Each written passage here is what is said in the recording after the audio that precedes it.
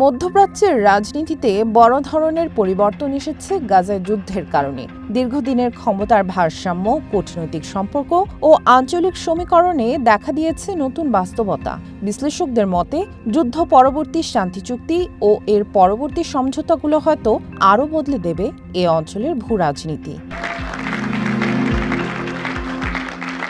আমেরিকার president Donald ট্রাম্পের ২০ দফা পরিকল্পনার বাস্তবায়ন বিভিন্ন প্রতিদ্বন্দ্বী আঞ্চলিক শক্তিকে একসঙ্গে কাজ করতে বাধ্য করছে। এর আগে গাজার জন্য ট্রাম্পের রিভিয়েরা পরিকল্পনা ব্যাপক সমালোচিত হলেও এবার কাতার, তুর্কি, ইজিপ্ট, জর্ডান সহ আঞ্চলিক দেশগুলোকে একসাথে আনতে সক্ষম হয়েছে Washington. It's the biggest, most complicated deal. ইজিপ্টের শার্ম আল শেইখে গাজার শান্তি সম্মেলনে যুদ্ধবিরতি চুক্তির দলিলে সইয়ের পর কঠোর অবস্থান থেকে সরে এসে তুর্কির প্রেসিডেন্ট রিসেপ তাইয়েপ এরদোয়ানের প্রশংসা করেন ট্রাম্প। এরদোয়ানের প্রতি সুর নরম করেছেন সম্মেলনের সহ আয়োজক ইজিপ্টের প্রেসিডেন্ট আবদুল ফাতাহ আল সিসিও। সম্মেলনে উপস্থিত ছিলেন ইরাকের প্রধানমন্ত্রী মোহাম্মদ শিয়া আল সুদানিও। আসন্ন নির্বাচনের আগে ট্রাম্পের সঙ্গে তার ছবি এবং ব্রিটেনের সাবেক প্রধানমন্ত্রী টনি ব্লেয়ারকে ইরাকের মহান বন্ধু বলে উল্লেখ করা আন্তর্জাতিক মহলের নজর কেড়েছে।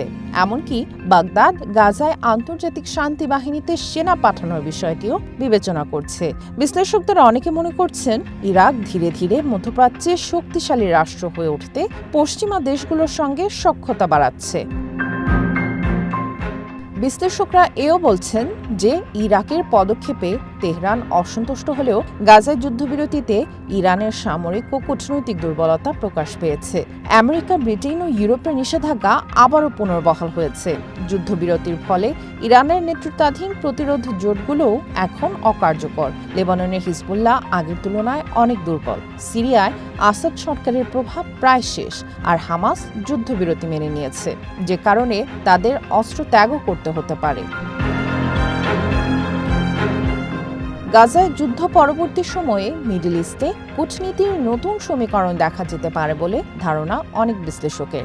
এমনকি উপসাগরীয় অঞ্চল থেকে ভূমধ্য সাগর পর্যন্ত নতুন বাণিজ্য পথ ও কূটনৈতিক সম্পর্ক স্থাপনের আলোচনা শুরু হতে পারে। ট্রাম্পের মধ্যস্থতায় আব্রাহাম অ্যাকর্ডস চুক্তির পরিধি বাড়ানো নিয়ে আলোচনা শুরু হয়েছে বলেও ধারণা করা হচ্ছে। এতে সৌদি আরব ও ইন্দোনেশিয়া সহ নতুন কয়েকটি দেশও যুক্ত হতে পারে। সামিয়া জান্নাহ, ওয়ান ইন্টারন্যাশনাল ডেস্ক।